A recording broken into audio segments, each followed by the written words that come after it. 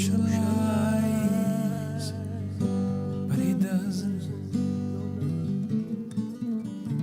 Every time I hear people say that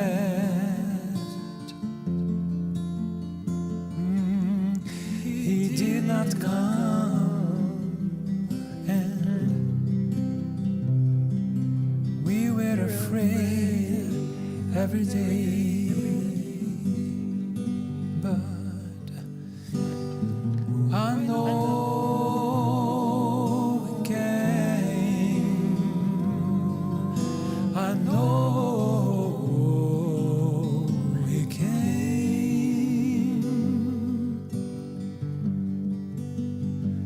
It was some years ago. It was some years ago. So don't doubt on him. His word is true. So don't doubt on him. He came on 70 AD.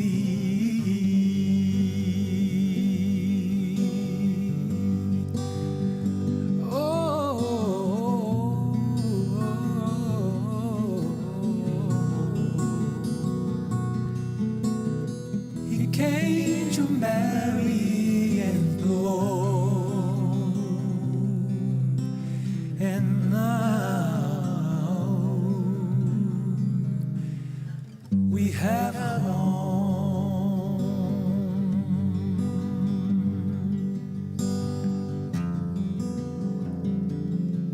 We have a home. We have a home. We have a home. No more alone.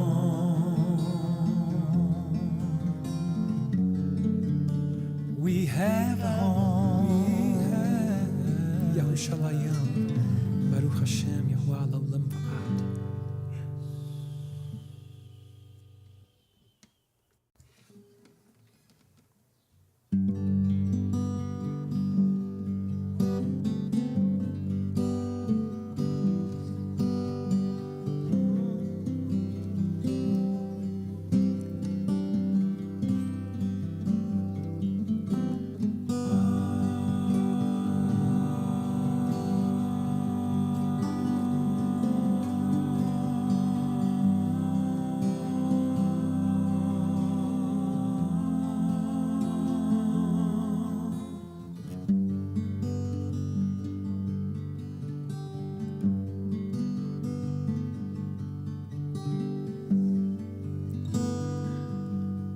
I have seen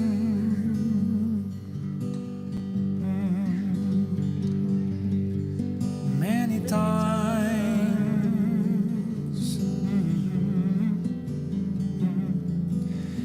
people say that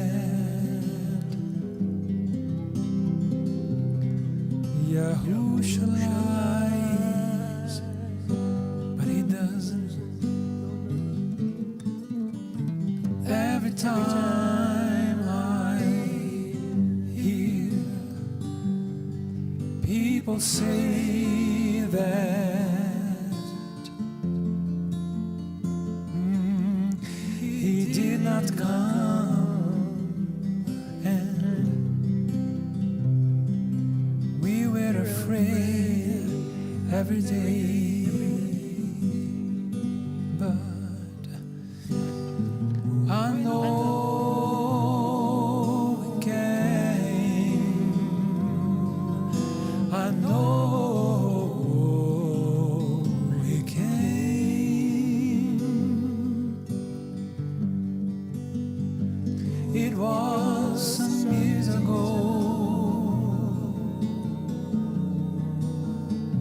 It was some years ago. So don't doubt on him. His word is true. So don't doubt on him.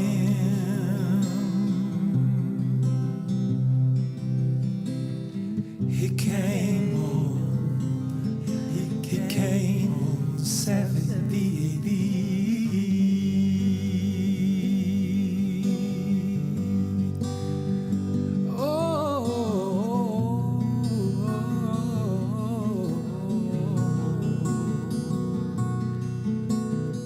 He came to marry and blow, and now we have a home.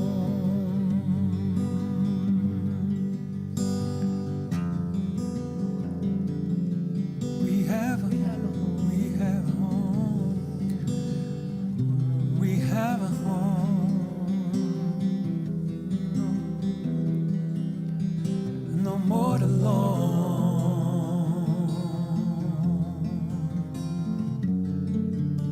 We have a home. Yahushalayim, Baruch Hashem, Yahuwah L'olam Va'ad.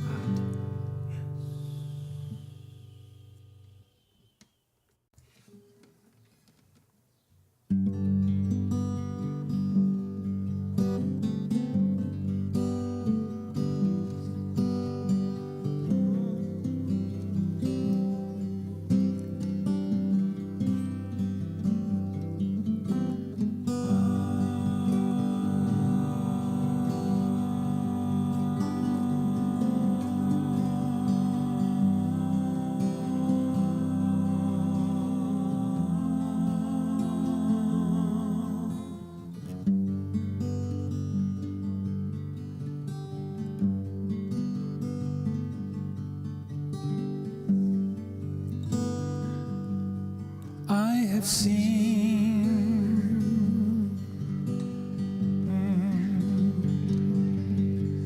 many times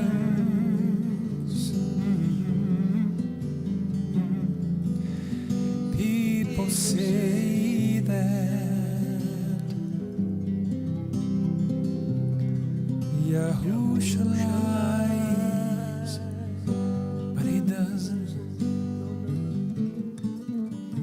Every time I hear people say that he did not come and we were afraid every day, but I know he came. I know he came. It was some years ago. It was some years ago. So don't doubt on him. His word is true. So don't doubt on him. He came on 70 AD.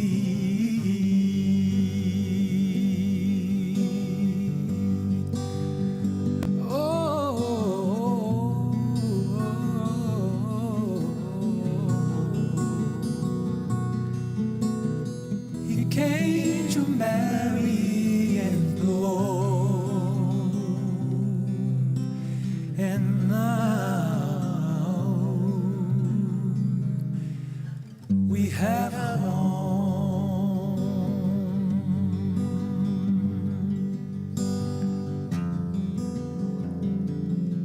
We have a home. We have a home. We have a home. No more alone.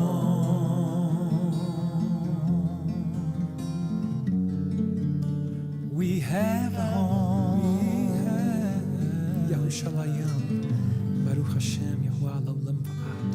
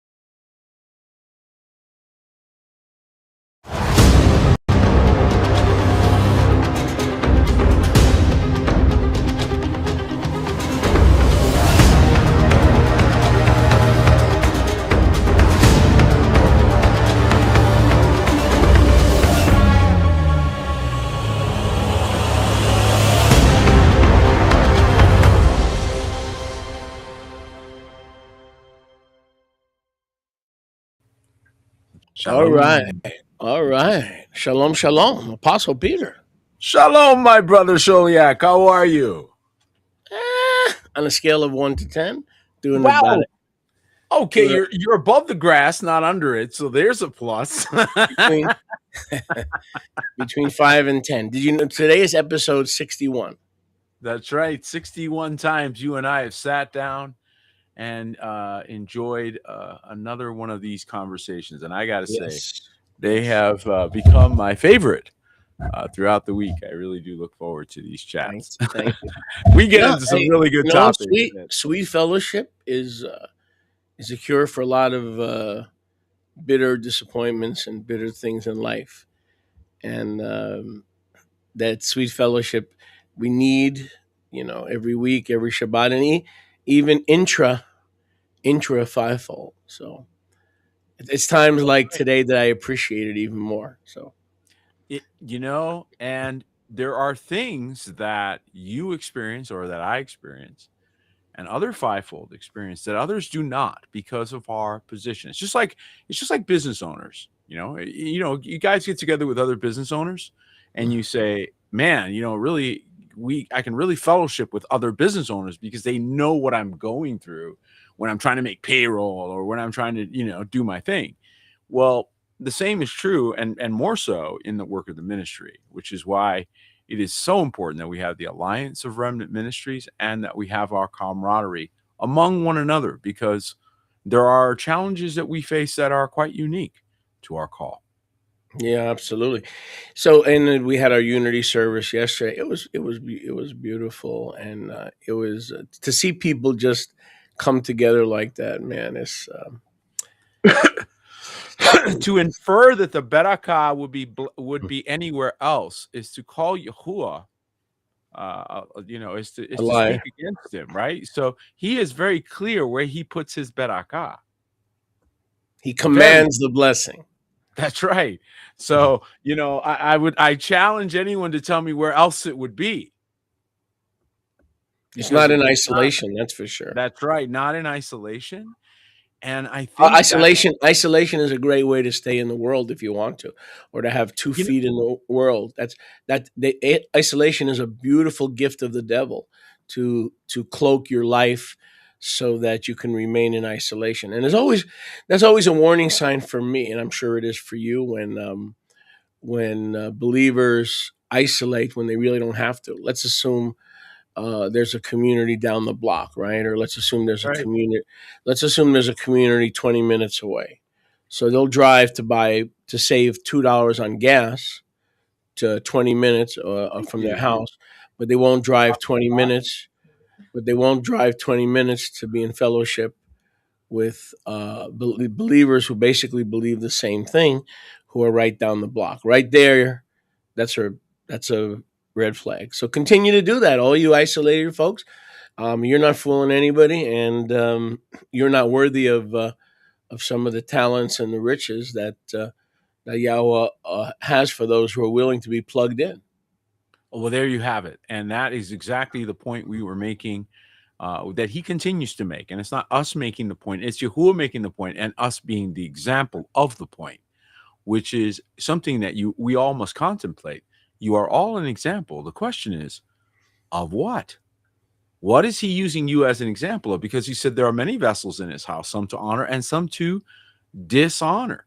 And so have some chosen dishonor? I believe that the choice is very deep and very personal. And when you have a dating mentality, when you have I'm important and I'm looking to see what my options are, instead of saying, I am honored to even be here, where can he use me? Here's another one for you. We talk about doing Shavuot. And I did this by accident. I didn't know this until after I produced the Shabbat service. And then I read something that says, oh, you're supposed to, read the book of Ruth. And I just coincidentally happened to have. So it was the Ruach who included Ruth in my discussions on Shabbat. Coincident, because I was not doing that because of any liturgical reasons. I just was led there by the Ruach. But when you look at this story, it is a picture of the Hebraic way, because this worldly way of guys going around trying to catch chicks, and making and putting the Ashereth in where the woman is put in this place of worship. This is really, really detrimental to the plan of Yahuwah. So how do you flip that then to a kadosh relationship? It becomes disastrous, of course. And so we see the results of that. But from what I recall reading the book of Ruth, it's been a while, 2 basic steps. One, your Eloha is my Eloha. I got to be spiritually equally yoked with Boaz before you lie down at his feet. And then, as Ruth did, she laid down at his feet, waiting to be recognized. She didn't. She recognizes her potential at his feet, as opposed to her making her own choices apart from the Elohayam of Boaz. We see other maidens. He even tells her to follow them. So she wasn't the only woman there, and it tells you something about the election. Sure, and see, in this case, what happened? The woman, knowing her station, knowing her situation, and following what I believe is the unction of the Ruach, laid down at his feet. In so doing, made no question about her intentions. Can you do in this world? You could get sued just for saying hello to somebody. Well, that's true. That's true. So listen, when I was have to drive, that would be it, right? When I was in the secular workplace, mindset. Right. When I was in the secular workplace, are you kidding me? So this is when I first got saved, I believe it was, or before I got saved, right around that time. I mean, the stuff that would happen in office at the water cooler, and hey, you're cute, hey, you're the chit chat, the flattery. Today, that you'd have charges brought. Charges. Just the conversations we had, fleshly conversations, of between man and woman. Today, if you have that, she will see that as an opportunity to bring charges. Oh my goodness! Well, now no leverage. Now you have leverage. Next thing you know, you're like you're being blackmailed. Right? Yeah. So guys, this whole thing has changed. But again, what I see by the Ruach is that he's awakening us to our various places. So getting back to the fivefold and the various gifts we have, that's kind of something that I wanted to pick your brain a little bit about and just discuss, especially concerning the talent. So we were talking beforehand or chatting beforehand about that. And I really feel that this is something people misunderstand because they focus on the grace of Yahuwah, right? Which we're in the midst of a discussion on this Shabbat. So join us this coming Shabbat for more discussions on the grace of Yahuwah. I believe it'll be very edifying. But we focus on his grace rather than our gift. And this is what I believe Ruth demonstrates, is that she was not so absorbed in the grace of Boaz that she didn't forget to make a good accounting of her gift. What was she there for? What could she do? Which, as it turns out, she's in the bloodline of Messiah. So pretty important that she presented herself a living sacrifice, right? And when you look at it like that, you go, wow, that picture really deepens. The living sacrifice is expressed, the unity in coming out of Moab as a Moabitess into Yasharel. Your Elohim is my Elohim. All of these things unpack talents that otherwise would stay packed, and you would have to answer why it never got activated. So why do you think Boaz chose her? Is it because of her, he was attracted, or because he saw her gifts? Funny how inner beauty will overcome any external things. It is truly the inner person that he saw. It's clear what he saw. He said she was already renowned, so her heart went before her as one who was sincere. So renowned as a convert. He makes a comment about it. He says, I already know the things you have done. And he speaks the word done, right? So this notion that he just sort of gave her, sort of this, didn't look at all. No, he knew exactly what kind of person she was. What kind of person does that, right? And even remotely attractive. So that made even if she was a 5, she went to a 9, right? Just that. She did that added to her beauty, is my point, is that even if she was mediocre beautiful, she would become stunningly beautiful just because of that character. He knew that she had sacrificed. Yes. To switch from the Moabite gods to Yahuwah. And the greatest gift that he saw is someone who could contribute to his family, who was already Amos 3:3, who was already decided to walk with the Elohim of Yisrael. He saw that and heard that. In other words, he had heard that she had paid the price to lay at his feet. It wasn't a matter of her laying at his feet, hoping to be seen according to the counsel, from what I recall of Naomi. And it's been a while since I read Ruth. It was her kadosh choices preceded them ever meeting. You don't meet the right person and start making kadosh choices. You need to be making those kadosh choices and being endowed with those gifts from Yahuwah to be attractive in the first place, to be useful for Boaz in the first place. But talk about presenting it. Now, this is the key that I want to get to, because we're going to segue over to Matthew 25 and talk a little bit about gifts and talents. But presenting the gift, there was just no question in his mind when he woke up what had just occurred. There was no ambiguity left. It was clear. She was making essentially petition by her behavior. And this wasn't about notice me, I'm beautiful, or notice me, I'm a potential suitor. It was literally a life and death move. When you think about this move, and you think about, for example, Queen Esther is another example of, coming into the king's presence with her face downtrodden, which typically would cost you your life. That kind of thing. It was that kind of a move. And I see this in the genuine, in the authentic, that you do not see with the grandstander, with the manipulator, with the people that are fake. And again, I'm not trying to insult anybody. I'm just saying so we can discern, right? Because the people that are authentic know how to present the gift. They already know the grace is there. It is about the gift that they're walking in and how to bring it correctly. This really needs unpacking. And I believe that this is where a lot of folks struggle because they have gifts and they know they have gifts. They don't know quite how to bring them and how to come correctly. So I thought maybe we should talk about No, that. for sure, absolutely. Where would you like to start? Matthew Well, I think 25. right there, because I think a lot of folks are shy about presenting their gift. And again, that's an extreme example. We're talking about a That's a marital. very good point. Shy and withdrawn, and then burying their gift. Because when you Yes.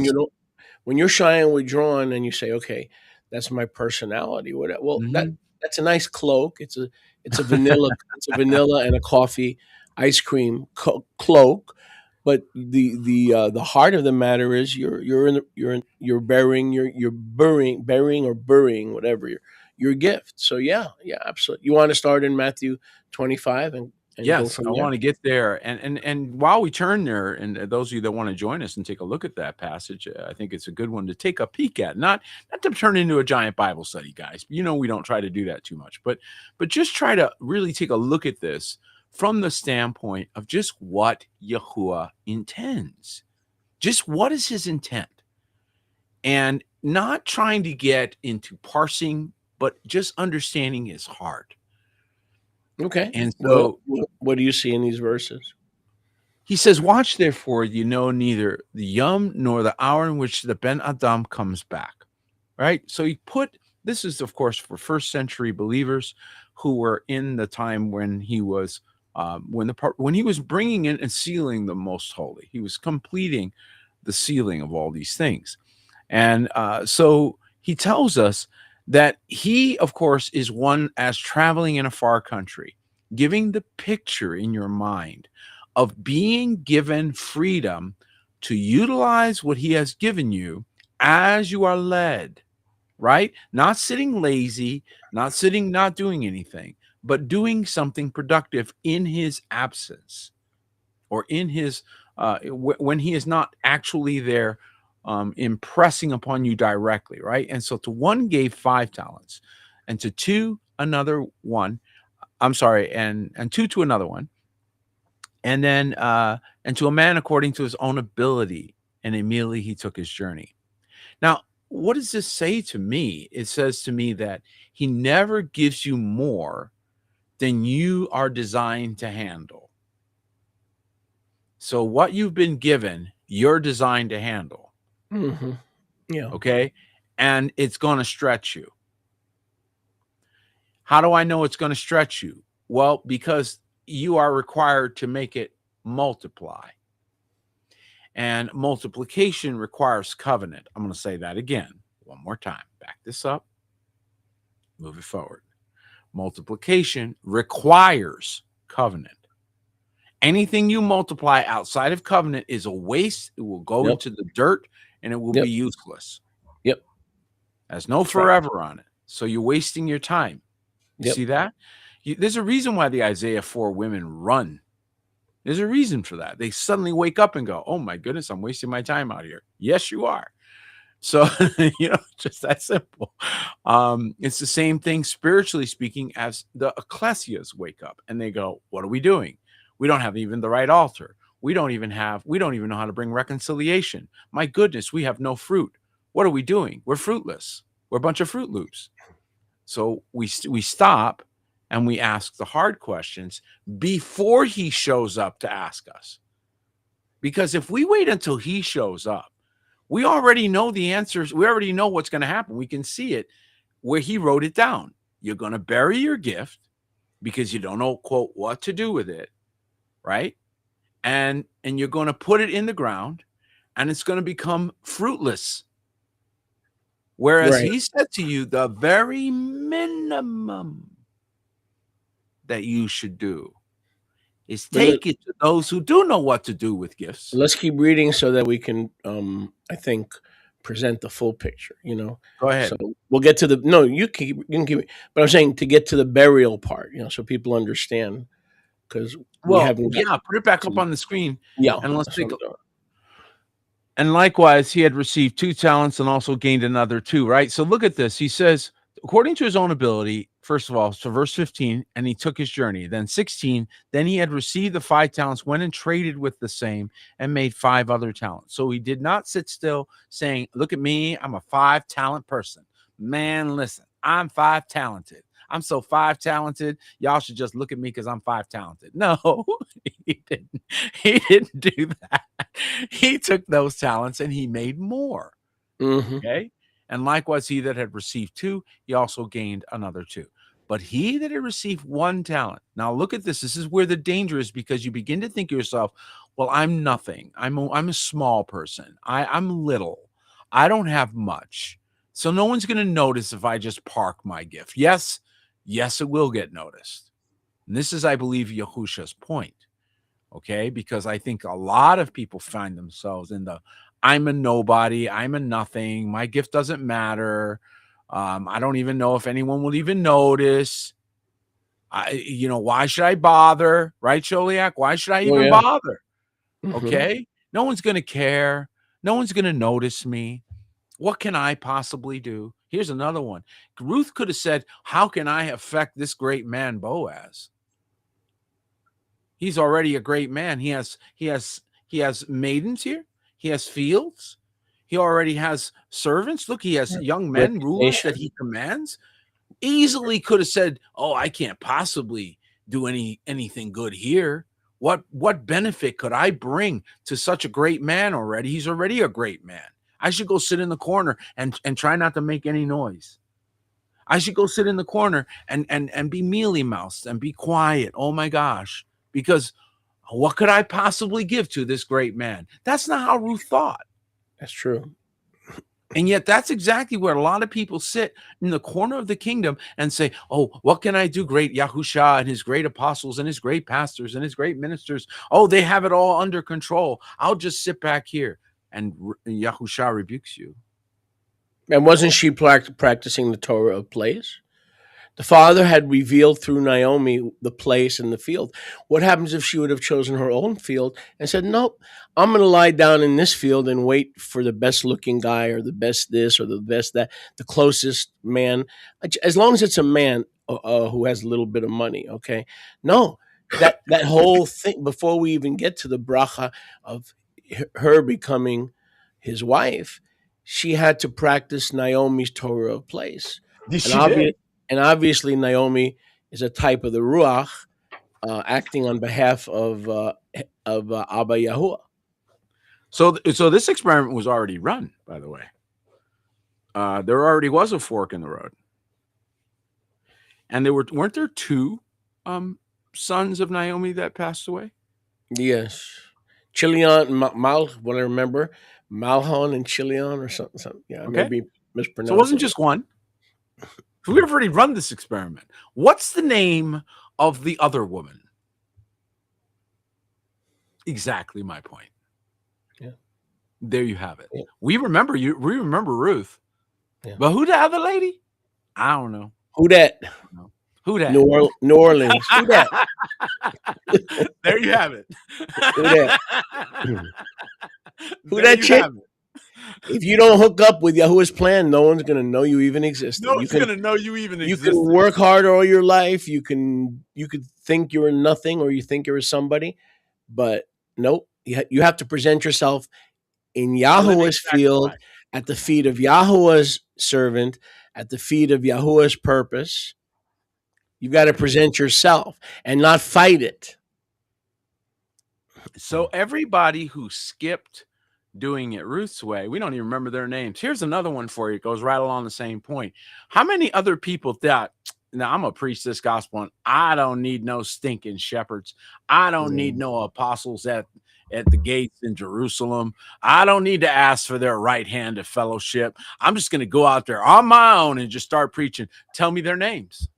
I know Apostle Paul because he showed up at Jerusalem and got permission. But name me Barnabas. And Barnabas. Yeah. We know who Barnabas is.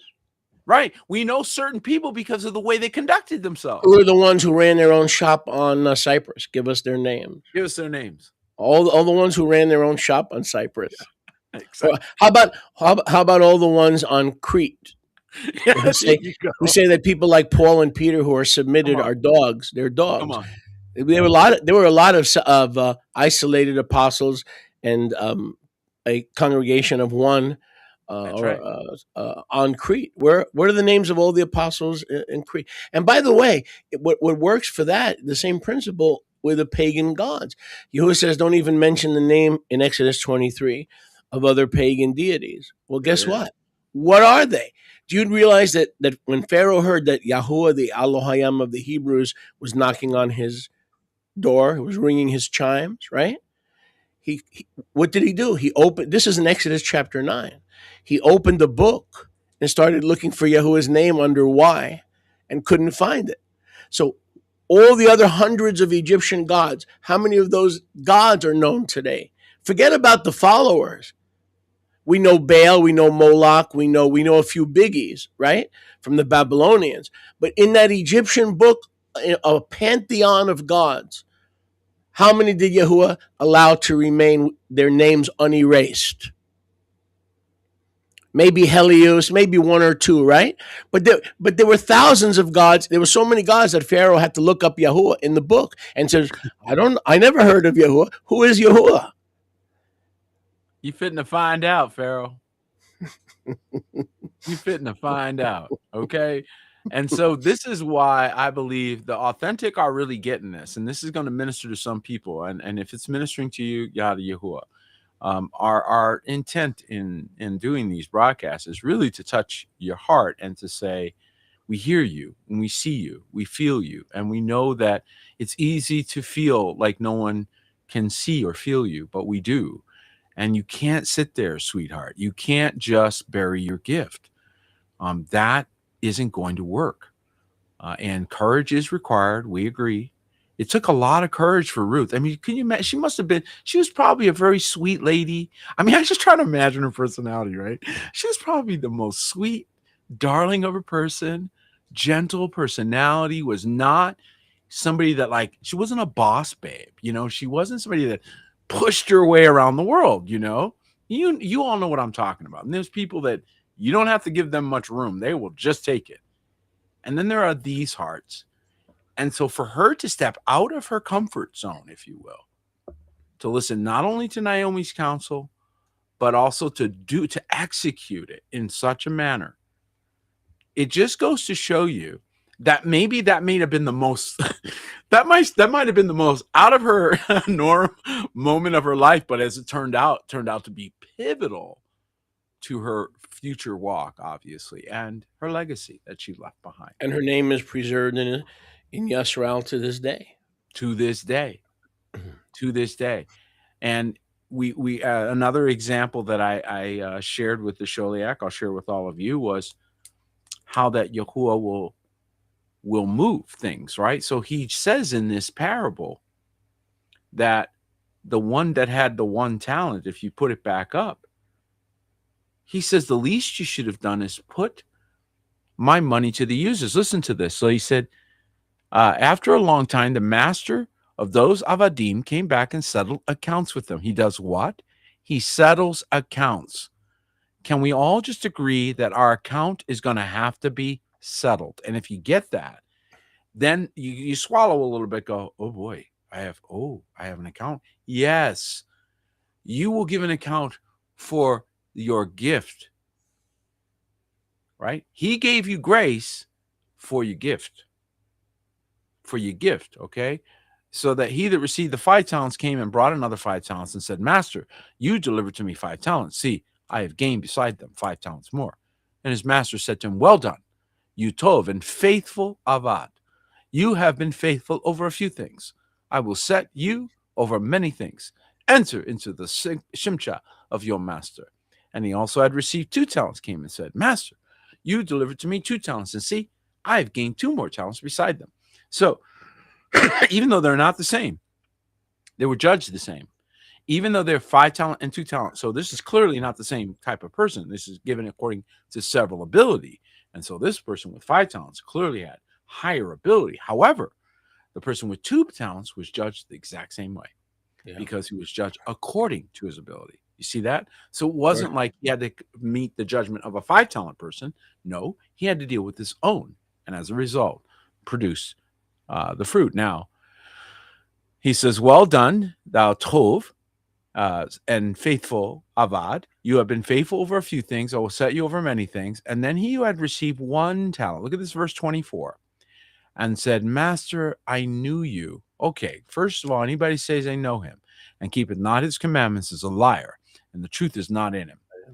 So don't you tell me you know him. If you know him, then you should have known that he expects us to be found fruitful. Okay? That you are a hard, shrewd man, reaping where you have not sown. That's not true. He gave you the talent. Well, not only that, he mischaracterized the basic nature of Yahuwah. He says the basic nature of Yahuwah is love, and the accusation to cover his laziness or his lack of stewardship, he in the process he basically mischaracterizes Yahusha as a hard, harsh, shrewd taskmaster, when the truth is that greater love has no man than this, that a man give his life for his friends. So that's a complete mischaracterization. And by the way, that same mischaracterization is the reason that Moshe could not enter the promised land, because in Yahuwah's own words, you failed to sanctify me in the midst of the people. Sanctify me means, it doesn't mean make me perfect. No, you failed to represent me properly. You mischaracterize me. Therefore, you cannot enter the promised land. So to misrepresent him is a fatal error that can result in some form of death. It may not be your spiritual death, but there will something will die in your life if you continue to say you speak for him and you represent him, and yet you misrepresent him. I'm not saying you're going to be spiritually lost. I'm not Yahuwah. I can't make that statement. What I can say is something in your life is going to die. Yeah, it's a very. It gets. We're talking serious danger here. Some promise will be withheld. I would suggest to you that this servant took the name of Yahuwah in vain. So, which Yahuwah says he will not hold guiltless those who take his name in vain. So you're holding his gift, taking his name, calling upon his name, but doing nothing with it. That's vanity. But it's a plain mischaracterization. I mean, pure and simple. You are harsh and shrewd, not the Elohayim, not the Elohayim of Calvary. He's not harsh and shrewd. What Elohayim are we talking about? That's right. And so he says, and I was afraid. Well, that sounds like the Ruach. So again, how many those who are made perfect in love do not operate in fear? Okay, we perfect love casts out all fear. So we see lots of indications here that this person is faking. There's some faking going on here. There's some things that are not authentic of the Ruach. But like you said once, that really stuck with me. You said fear is fatal, and you said fear is a disqualifier. Yes. Man, that stuck with me. Because everybody knows fear is bad, but it literally will disqualify you from your gift and from your reward. That's right. Peril is real. Peril is real. There are real perils in this world. There are perilous days, perilous people, perilous situations, perilous positions, perilous places. But fear is a choice. No, but the way you said it is disqualifying. In other words, Yahuwah qualified you by calling you, but you can disqualify yourself unless you get rid of that fear issue that pops up. Now everybody's afraid. I mean, I'm afraid of surgery. I'm afraid. I mean, we're not super saints here, but to live in fear, right, is disqualifying. That doesn't mean we don't have phases of fear. That doesn't mean we don't have afternoons of fear. But it should be a passing phase, not something that abides on you or in you like his Ruach. Fear needs a place to go to burn. So this is why the altar becomes very important. Because again, while memorial at this stage, right, is a memorial, nevertheless, when you kneel, when you bow, you give your fear to him. And your fear becomes only of him. Yeah. Funny how it's suddenly you are not afraid of nothing else when your face is in front of him. All of a sudden, the only thing you're afraid of is him. That's huge. That's huge right there. It focuses your fear. Well, I'm just telling you in practical application, real world, real stuff. You go put your head in the dirt, and whatever you were afraid of suddenly became small, puny, insignificant. And the only thing you're afraid of is whether or not he's going to kill you, right? If he's going to let you live, right? Because you fear him, not the people, not the circumstance, a bill, a creditor, a problem, a medical situation. None of that scares you anymore. Now the only thing that scares you is him. Yeah, which is appropriate because you get reset. It's like a baseline. You hit baseline and you reset your equipment and you recalibrate. You're like, wait, what was I thinking? What am I afraid of my enemies for? Are you crazy? Right? What happened here? You refocused. And that he didn't destroy you, you get back up. Oh, well, he loves you. Well, how about that? That'll put a pep in your step, huh? But you see how this guy didn't know him because he literally failed to sanctify Yahusha in his heart, just like Moses did. I mean, listen, I know we're talking about fear and stewardship, but this is for all our preachers that are going to hear this. You better make sure you submit your doctrine to a fivefold and run it through some filters, because misrepresenting him it's going to be fatal in some area. I don't believe you're going to be separated from his presence necessarily, because I'm not Yahuwah. But filter stuff, man. Run it by other fivefolds. And if it doesn't pass muster, don't get all bent out of shape, because they tell you something in error for a reason. Right. Take your teaching down. Take it down. If you got to take it down, take it down. Take it down if you have to. Yep. It's not the end of the world to take something down and say, I have to rethink this or to shift. I remember changing calendars in the midst of the fall feast, and Yahuwah did not give me a quarter. He said, no, you have to go out there and you have to. And it was not even a question. It was not even a question. Integrity. You know why? You know why? Postponed obedience is disobedience. No, integrity required it, right? Integrity required it, but postponed obedience is also. You're absolutely correct. You're right. I'm right. Let's see. No, yes, of course. You are absolutely. You said it better. Of course you're right. Of course you're right. But I'm just saying, in my life, and I've said, delayed obedience is disobedience. And you're right, Peter. You're right. You're right. I'm right. Let's see. No, we ate yesterday, so we can't eat again too much. We can't. We gotta be careful. So stop eating. That's what happens when you're right all the time. You eat all the time. Oh my goodness. Man, you should have seen what we had here yesterday. Oh, you give up. Probably what same thing was going on in the Portal. We don't suffer in that regard. And we were sitting around the table, and of course, just a house full of children. A house full of family, and everyone's just laughing and just sitting and enjoying. And I just thought, this is it. This is the kingdom. There you have it. The feast. Yep. All right. Let's get back to the text. All right. So getting back to this, what you're seeing is his master answered and said, you wicked and lazy avad. So first of all, this overly cautious, trying to pretend he's being shrewd and wise, Master Yahusha cuts to the quick, and he says, no, I'm going to tell you exactly what you are. I'm going to tell you the truth. The truth is you're wicked and you're lazy. Okay? I know you're not going to like that.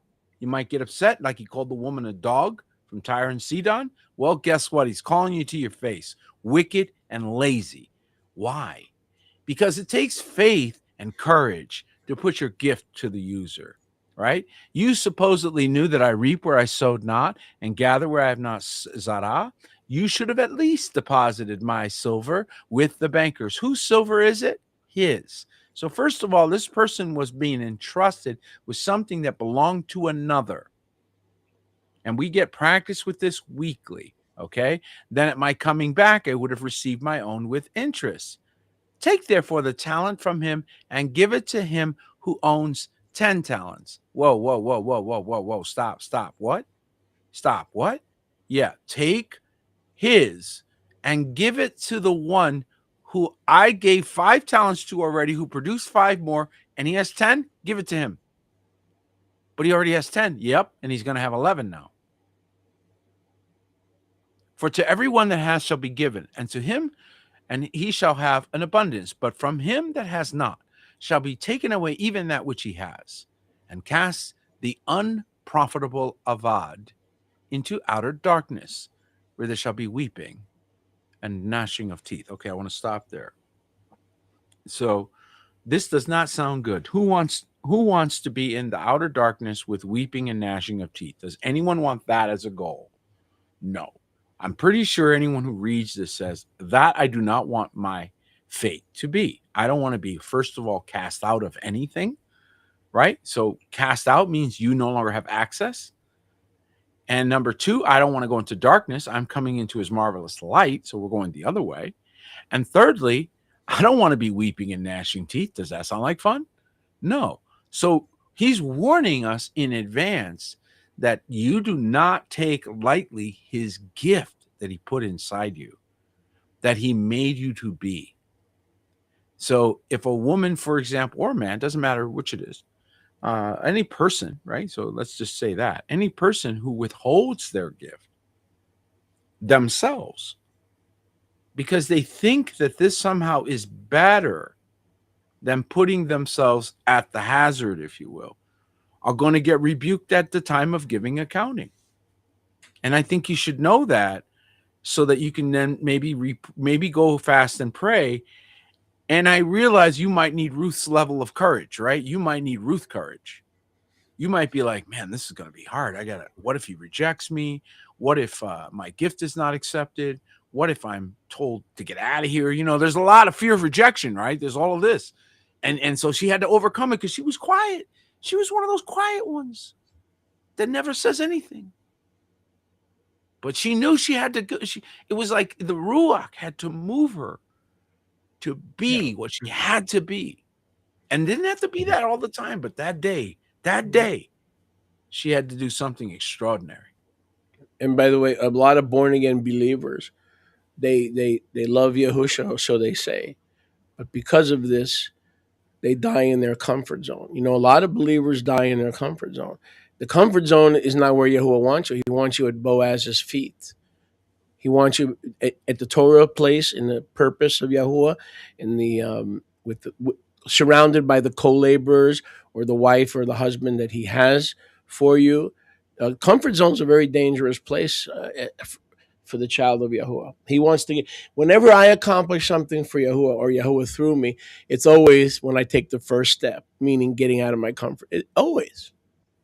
That's my point, is you cannot be found faithful without that. Good point, Sholiak. Everything we've ever done, he's moved us out of our comfort zone. So why would you think you would be exempt out there if we're your examples? If we're examples unto the flock, which is our calling, clearly, 1 Peter 5, it's very clear. So we are not to lord over you. That's not our task. We're not bossing you. That's not what we're doing.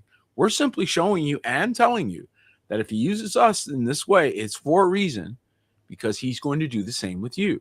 And he moves us out of our comfort zone so that we have to do things that, you know, I'm an introvert by nature.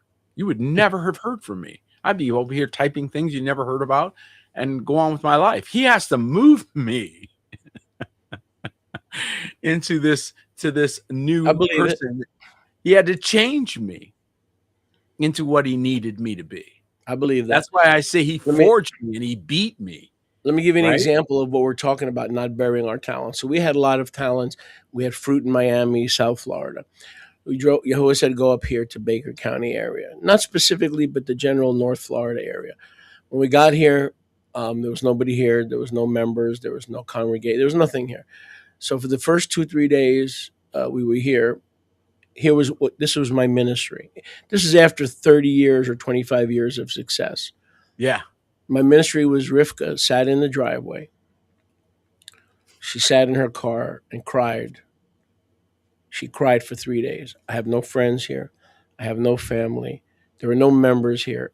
We're starting from scratch. Nobody even knows we're here. There's like 10 people in this town. I mean, figuratively. How are we going to get at any one of those 10 that are steeped in the Methodist movement to join a Hebraic group? I says, I don't know, but I'm not going to cry with you. I know that when Yahuwah is done, I know that you're going to have more friends, and you're going to have more friends and family here than you did in South Florida, and that's exactly what happened. She has more friends up here than she ever had. She had And didn't acquaintances. lose the ones in South Florida. She had acquaintances there, but not, not real solid. Yeah. Here she so but that was the first 3 days of our ministry here was crying. Isn't that something? But guess what? We didn't go back. Well, she followed a man of courage. And a man of courage said, we're not backing. Stubborn. A stubborn man. Sometimes courage and stubborn look the same. Go together. Yep. Yeah. That's true. And how many know that you have to be stubbornly courageous? And you have to be courageously stubborn. They go together. This is the proper use of your stubbornness. Yeah, it's the proper use of it. You if you point your stubbornness in the wrong way, it gets you in trouble. But if you point it in the right way, it does you good. That's a good point, because everybody has a level of stubbornnness. Yes. So use it wisely. Tailoring it to and that's a big part of the talents. People say, I've even heard you say, well, certain personalities, don't turn people off, or don't click with people. But guess what? Yahuwah makes sure that when he fills his fivefolds, especially, we're talking about the apostles at the gates, he always takes account of their personality. Yes. And you've said many times, sometimes he needs, a road buster. Sometimes he needs a blockbuster. Sometimes he needs a meek and quiet spirit that knows how to hug and is not ashamed of hugging. Even hugs you better than your spouse. That's what this house needs. Our house needs the softer side. We got the tough side. We got to have the softer side. But the point is, Yahuwah, when he takes that into account, people think, oh, this guy is so rough, or this guy is so arrogant, that Yahuwah will probably never use him because it's pride. Just the opposite. Yahuwah chooses all kinds of personalities, because the 1 Corinthians chapter 9, to the Jew, he needs Jews. To the Greeks, he needs Greeks. To the Arameans, he needs Arameans. To the homosexuals, he needs a recovering homosexual. I mean, Yahuwah, personality that he created is high on his list, on his calling list. And the person that is sitting there, excellent point, brother, and the person sitting there, to dovetail what you're saying, who has buried his gift, is probably looking at the others, judging them. Well, look at, he's all loud, or look at this one doing, and they're productive. They're taking what they have and they're walking with it. Maybe not the way you would have, because you're a different personality. And again, only a certain personality would bury that gift. I really believe he's talking to certain people who are inclined to bury their gift. You're right. Who are inclined to be a little bit too reserved. There's conservative, we get it. There's modest, we get that. But there's also fearful. And that's too far back, right? So what's humility? Can I just drop this on everyone? Humility is not being ahead of the place Yahuwah has given you, or behind it. Or behind it. Humility is standing in the place Yahuwah has called you to be, regardless of how you feel about it. Agreed. Regardless of whether you think you deserve it or don't deserve it, up or down, whichever way you feel is irrelevant. Humility is standing where he put you. Agreed. What he opened the door for. And are you teachable? Yes. In other words, you could walk funny, you could have high shoulders, you could have your chin up, but if you're teachable, you're, by biblical definition, you're humble. Humble means you've achieved the status, maybe, but you're still teachable. Right. So even a fivefold. You've heard me say this before. I don't mind being corrected, and I do mind being corrected. What do I mean?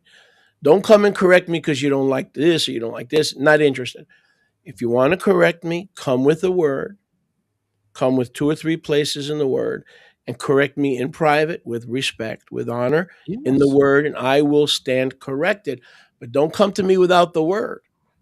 Come to me with the word, and I will. And if you show me, I will correct myself or admit to you I need to correct. But don't try to correct a fivefold without the word, using your emotions or using your hurts or using your disappointments, because we're not going to entertain it. Just not going to entertain it. I think that this is something that people do discern, and especially with someone of your character, if I may, with you as an example, trying to move a man that is moved from the inside by that which the Ruach ignites is impossible. All you'll do is get a further digging in. And so this is where I believe a lot of people become intimidated because they're so used to direct access, just talk, just say something. And that's not how the kingdom works. The way the kingdom works is you intercede. You go before the king, who is our filter. He filters all your motives and ideas and agendas and everything else. And then he speaks to his Sholiach. And if he decides he wants to say it, then he says it. But you couldn't manipulate him into speaking it into the Sholiach's heart. And so this is where the disconnect is. People want to go straight there as opposed to go through, which is the proper method, is pray. Ask Yahuwah, because I like it better when Sholiach would say, or me, for example, this works in my life all the time, where I will say, I believe we should do this. And then my wife will laugh, or other people that are praying and say, well, we were praying that, that Yahuwah would speak to you about this. And so, but this is the right way it's supposed to work, because now Yahuwah is able to communicate directly. Not only are your prayers being answered, so we now know that your prayer works, but also now you have a confidence in that, hey, the servant hears from Yahuwah. Look at that. I prayed about it, and look at that. He got it. The message got to him. Yes. Wow, the Yahuwah messenger system, that works. We should try that more often. Definitely. Let's see what else the text has for us here. That's funny. So let's see. Any other? Where were we on the last one? So here's the false accusation.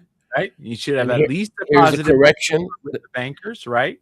Here's the correction. So what does that mean? What does that mean? Verse 27. Well, the fivefold are the bankers. And so here's what happens when you give to us, right? As you're starting to figure out, you give to us, it gets pressed down, shaken together, running over, and put back in your bosom. You can't ever think that's going to be any other way. So he says, if you would have done that, what would you have seen? Well, if you've given it to users who know what they're doing, they would have demonstrated multiplication for you. That's why he says this. Excuse me. You're saying the bankers are the fivefold representing divine government? Yes, this is a parenthetical statement. He's making parenthetical statements here for us to understand it. So he's using things like silver and bankers, right? Because he's making it so that we understand how these things work. When we, as the fivefold, the household of faith, elders, deacons, those he's established as assembly, receive a brand new gift. Oh my goodness, you have talents, you have gifts. Look at you. And you go, I don't have anything. I don't know anything. Oh no, what do we see? We see something you don't see. We see who you are. We see what you're gifted in. And how many times has the Sholiach activated a person who didn't even know really what they were really here for? And the more he spoke into their Ruach, the more activated they became. Next thing you know, they're profitable in that thing.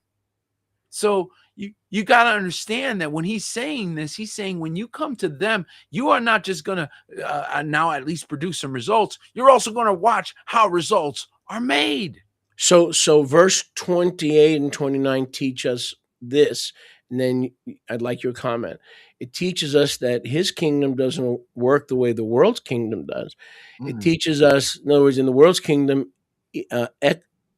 equity and equality, whereas it appears that his kingdom works differently, and it does.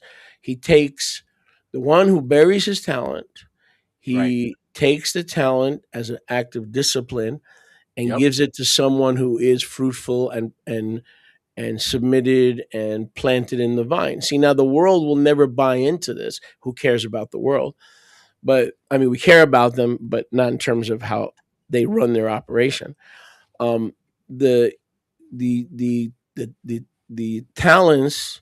So in other words, what these two verses would give the world accusation to say that's one of the reasons I don't follow the God of the Bible. Right here, this is one of the reasons I don't follow the God of the Bible, because he even tells you he's not equitable. So how do we understand that as believers?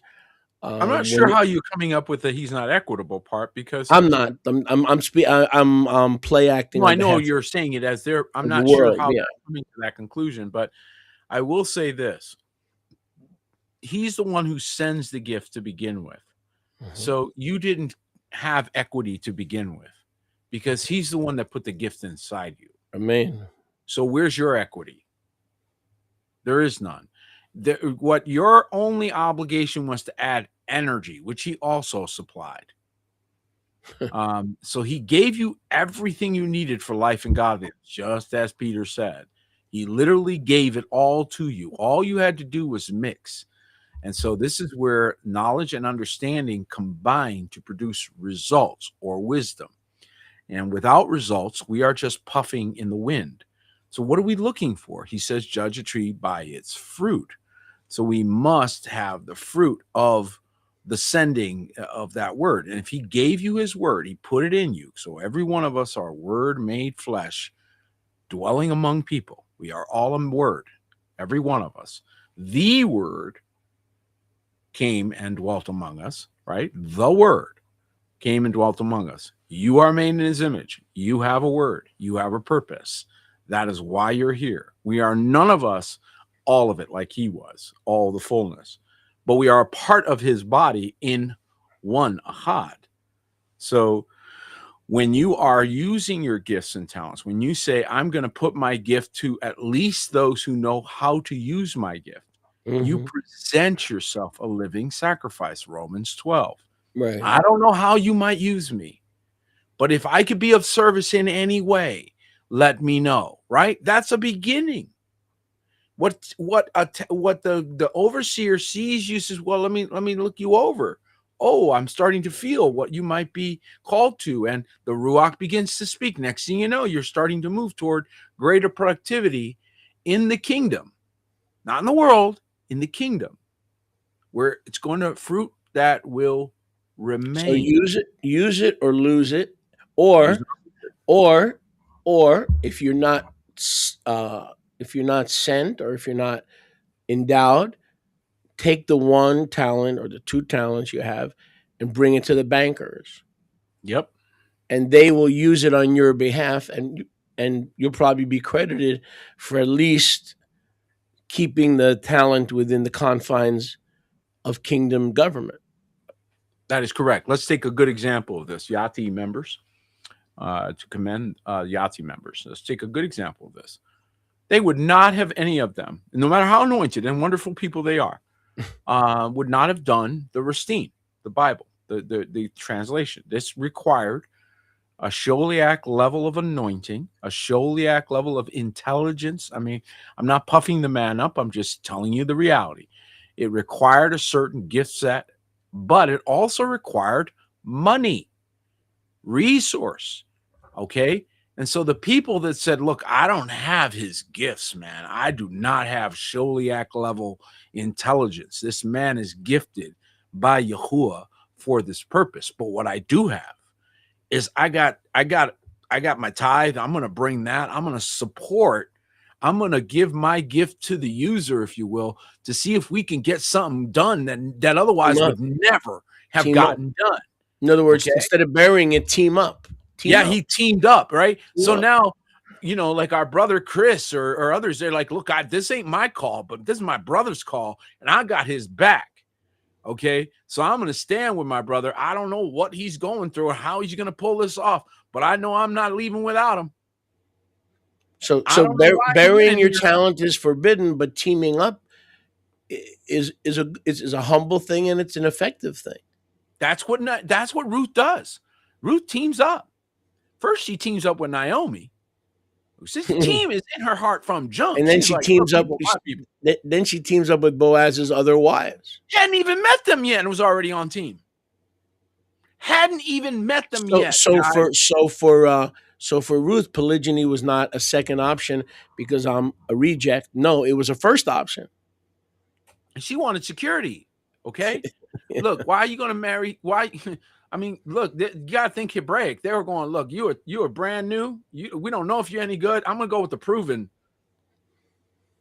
There are a lot of women that went that way because of that. And so you can't cut that out and say, no, you must take a brand new test case. I mean, there's reason for that, right? Not everybody has 5 talents. But anyway, the point is that you're not seeing her make this decision at Boaz's feet. She made this decision way back here, Yeah, when where she she left said, Moab. "Your people are my people." Exactly. She was still in Moab when she made that decision. Come on, she got saved in Moab and Yep. then walked to the promised land. Come on, somebody. That's right. Okay. She didn't get there and say, you know how I think I should act now that I'm here? No, you wouldn't have never got there had you waited until then. She made up her mind way back here. Said, you know what? Your people are going to be mine. I don't even care what I meet. It's unconditional. You know what Moab means in Hebrew? Tell me. From my father. I am from my father. Me'av. That's right. Well done.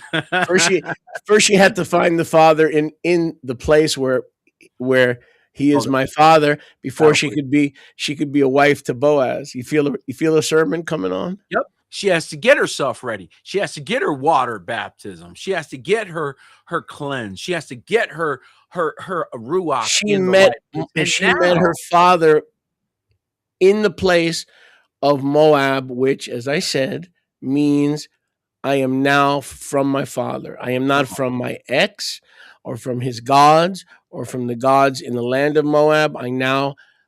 From now on, I am from my father. Isn't that something? Adelante. And she ends up in the bloodline of Mashiach. She's critical. Why? Wasn't Yahusha also Moab? From his father. That's Moab. the point. Yahusha was a Moabite in the sense, don't twist this, that he was from the father. Right, in the sense of that sense. So what are we saying here? What I'm bringing out, I'm hoping to bring out, besides the joy of my brother, is that you are not always the tip of the spear. And we get that. It is difficult in this era to be the tip of the spear. And those who tried, we had those that, they'll criticize the Sholiach, right? And they'll take off and, we're going to do our own thing. Go check on them in 6 months. Go check on them in a year. Scattered to the winds. It's a lot harder than it looks. Living in the woods. Okay? All right. A lot harder than it looks. And they all think it's no big deal until they go try and cut the wind on their own. Yeah. All right. And then we go. So, wait a second. Are you saying there is something to that scripture that says, touch not my anointed and do my prophets? Is there actually validity to that scripture? We try to warn them. Okay. And that goes for the rest of you as well, because when you do this, when you come and you submit yourself like Ruth did, and you say, well, look, I'm not called to, I'm not Boaz. I'm not trying to run this whole thing, but I will submit my gift and be a part in any way that I can to help you with this grand production that you're doing here. Clearly, this man was in charge of a whole lot of things, right? And so this is the right mindset, that your gift is being given to come be an aid to something bigger than you. Correct. Your gift and they is work in most cases a work already in progress, unless you're a sholiach. In other words, your gifts more than likely will fit in somewhere where there's a work already in progress, unless like you said, it calls for a breakthrough. Yes. And by the way, this is another work, because we keep shouting out to other fivefold. If you are fivefold and come across this broadcast, you're already doing a work. You're in, Alabama or Idaho or New York or wherever you are. We are not trying to lord over you.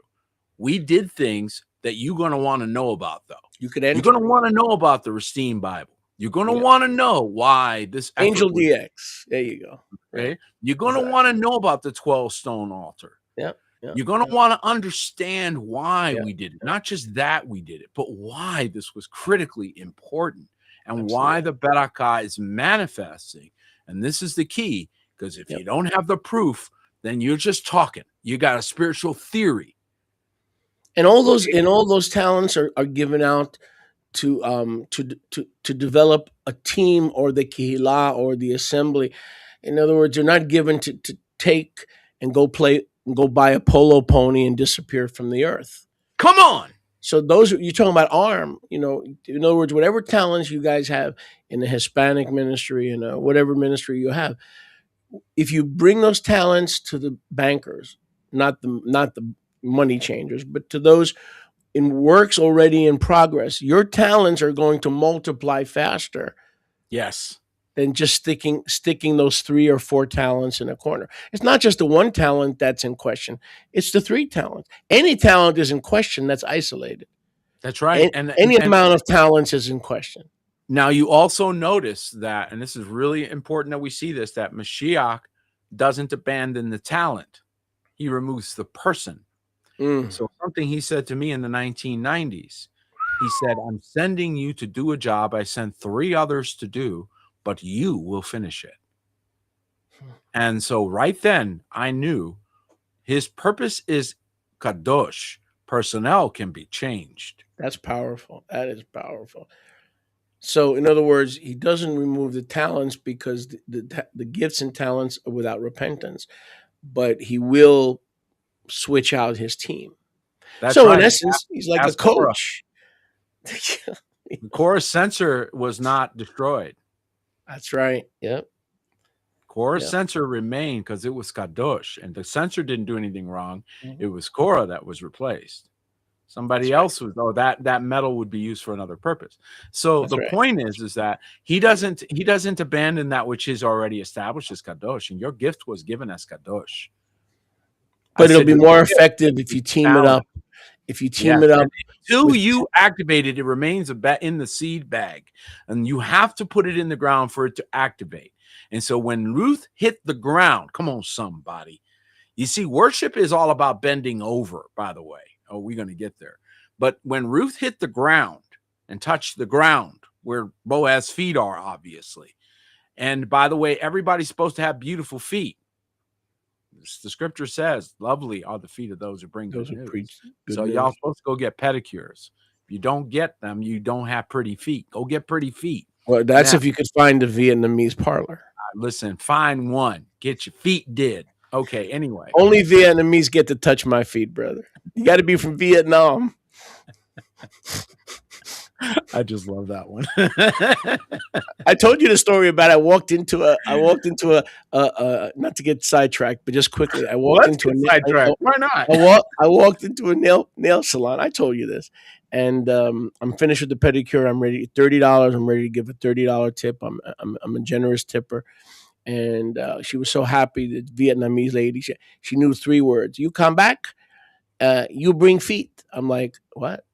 You bring feet? No, I'm going to come back without my feet. It was just she literally told me to come back with my feet so she could make more money. And I'm thinking, lady, you want me to, I'm not going to come back without my feet. Crazy, huh? Amen. Anyway, let's get back to reality. Well, and let's hit some questions because we're running out of time. So fair enough. Rachel, I know we're having. Man, was this a good discussion? Man, we didn't. It's a good thing we didn't plan this. I know. I got this morning just on the talents, right? I felt cruddy when I hooked up with you an hour ago, and now I feel better. I know. That is so cool. Come hang out with me more often. Sure, no problem. Mi casa, su casa. You are always welcome to come hang out with me. And your people certainly love coming and hanging out and asking me questions, and I just love them. And of course, I send them back home with answers or whatever I can give them because we love you all. So anyway, is there a process for bringing your talent to the assembly? Great question, Rachel. Okay, so I'll let you answer it, Apostle. That is my sissy. Let me tell you, I'm so proud of her. Oh my goodness gracious. I just love my family so much. They are some awesome folks. She's a Floridian, right? She is a Floridian and motivating me in Florida. She's on the cutting. Now, talk about a woman that ain't slowing down. She's cutting grass with her baby on her back. Wow. Shut up. And still asking questions in the assembly. And she will not need a gym membership if she keeps doing that. Oh my goodness, I just love her. She will not need a gym membership if she's doing that. That's for sure. Okay, well, anyway, is there a process for bringing your talent to the assembly? Yes. And we see that, first of all, if it's obviously if there's physical giving and things that you're going to do to support, which is very necessary, folks. Expecting somebody else has it is a very arrogant way to demonstrate the vain taking of his name. Okay, So each joint supplies, regardless of what other people are doing, each joint supplies. Okay.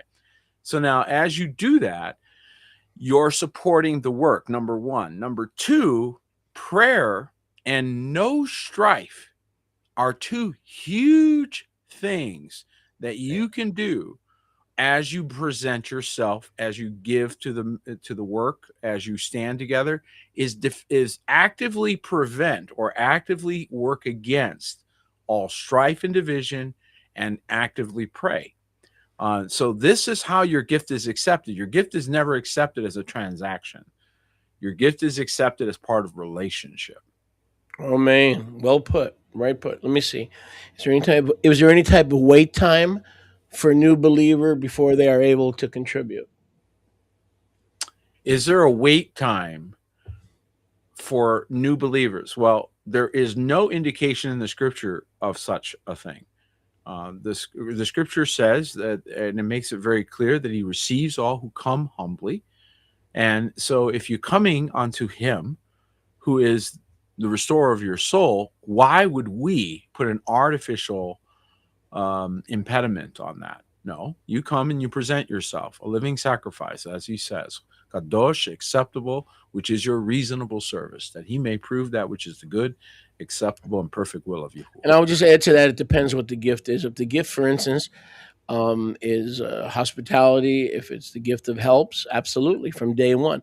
If the gift is teacher, mentor, shepherd, we might have to slow you down a bit. Well, well, then we have a specific word where he says wait on Yeah. this particular ministry. So those are exceptions. Right. So he makes exception word for exceptions. What is the general rule? General rule is get up and start helping bring in the groceries. Right. General rule is don't sit there, get up and go. Like you were saying the other day, get up and clean. Like you were saying the other day in Yaakov 3:1, not many be masters. So those who are called entrusted with the souls of men, where souls hang in the balance, that might take years of training, and we need discernment to plot. It has to start somewhere. It's got to start somewhere, and so I remember when I entered the ministry, and I appeared in Woodhaven Baptist Church in Queens. Pastor Nielsen, I came. I said, I want to talk to you.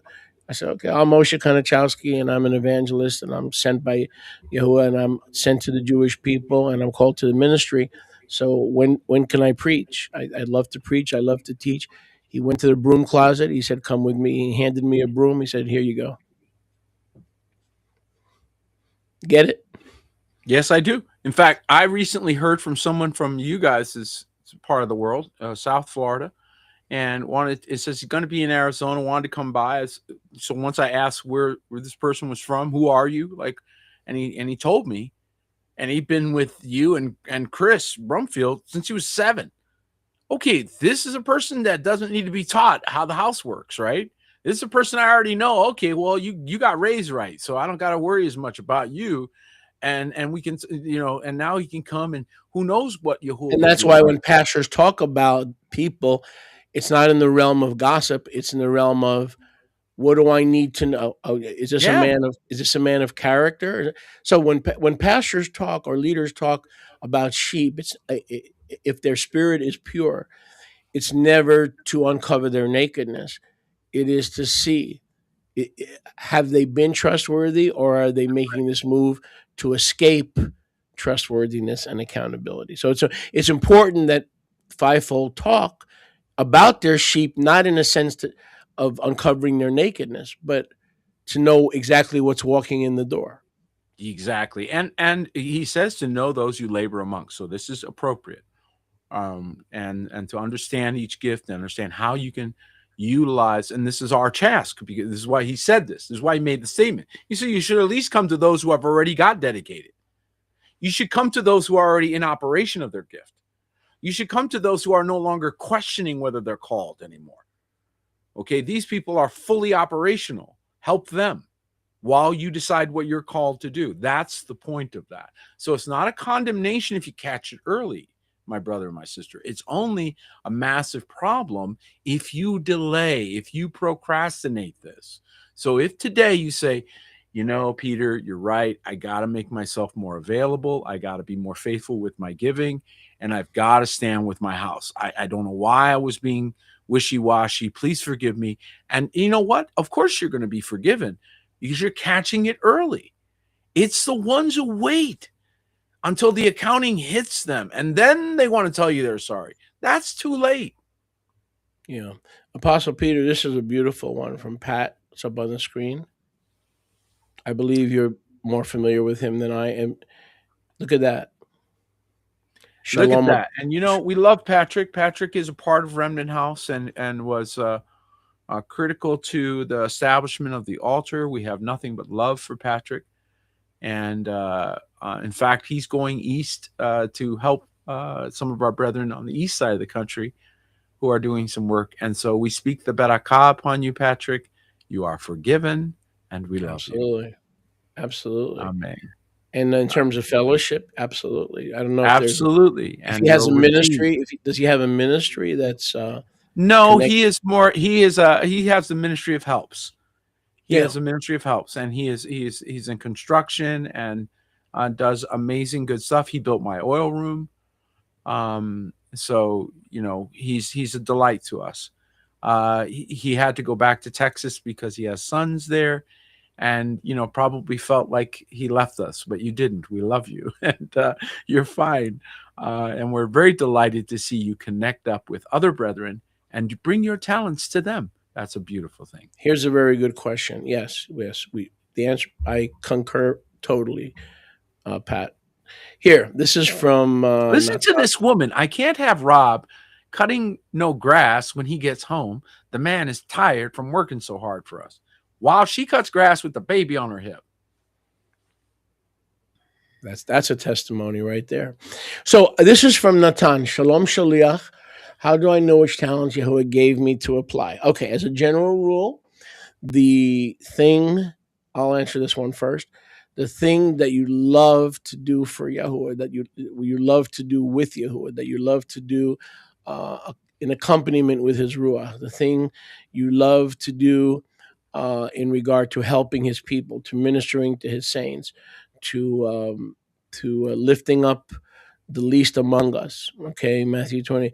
The thing that's on your heart that's not carnal, that is birthed in the spirit, is probably your calling. So, for instance, if you love to work with the elderly, that's your ministry. If you'd love to be able to teach the children on Shabbat, you probably have a calling to teach the children. So the pure Ruach is not going to put something in your heart that defiles the flesh or defiles your conscience, but it's going to put something kadosh in there. Delight yourself in Yahuwah, and he will give you the desires of your heart. So that's the best way I can answer that question. Peter, any follow-up on that? Well, your gifts will manifest. And so this is where love is very critical, because you have to be in a place of safety where your gift is allowed to manifest. And this is one of the reasons why the Kodashim, the assembly, is so critically important. You have to come into a safe place. It may be that you are called, for example, to the fivefold. Where will that first be uttered? In the assembly, among safe people that will say, I believe this is your gift. And you will then begin recognized for that gift, for example, or other gifts, whatever it may be. The point is the assembly is the affirmation of your gifting. Without the assembly, you have theory, you have ideas. You might even suppose you might this or that. But until you come into the assembly, until you are among your brethren who love you and who will speak the truth to you in love, you need that affirmation, just like a certification, if you will, or like a document. And this is the process that you go through. And it may end up being in document, but the point is that it starts with the assembly. And that's where your gift is going to blossom. So even if you say, I have no idea what I'm called to do. Okay, you are called to join the assembly. That you do know, right? So join, sit down, be quiet, and say, Yahuwah, please show me where. And little by little, you become more comfortable and more acclimated to the way things work. And then you will begin to see. So if you're starting literally completely clueless, the smartest thing, the wisest thing to do is if he allows you, join, and if he puts you in the house, don't move. Whatever house he puts you in, you don't move. You before, plant, yeah, and then you sorry. produce. Go ahead. Before we go, one last thing. So, Mhm. how did I know I was called? Okay, well, forget about the goosebumps. Forget about the inner voices, even though it's an still small voice. I'm not mocking the inner speakings or the inner workings of the Ruach. But let's put all that aside. As a Jewish boy, he always believed Messiah would never come. He could come, but he hadn't come. All these fear, doubt, and unbelief theories about what happened. He got stuck in a vacuum cleaner, all these things. Okay. So I'm going to make it as simple as I can for you guys, and I believe helpful. When I heard the message of the good news, watch this. I fell in love with the message. And when I fell in love with the message, I wanted to be a messenger of that message. I knew my calling. I didn't have to hear the Holy Ghost. I love that message that freed my soul so much that I wanted to be a representative of the message. Beautiful. And he says that to desire the office of a bishop is to desire a good thing, but you must qualify. And this is a final point I'd like to make in closing. We have qualifications for a reason. And this is not to be mean to anyone or in a harsh way, but to also push back when those who do not qualify attempt to be something they're not. This is very dangerous in the household of faith, as we saw not only in the Exodus, but in many other cases as well. So when you are finding your gift, let it be confirmed. Let it be something that Yahuwah leads you, and remember that it will always be wrapped in humility. Amen. All right, folks, that's number 61 done. Baruch Hashem Yahuwah, Yada Yahuwah. And we love you guys, of course. Be well. We'll see you next time. Love you all. Shalom.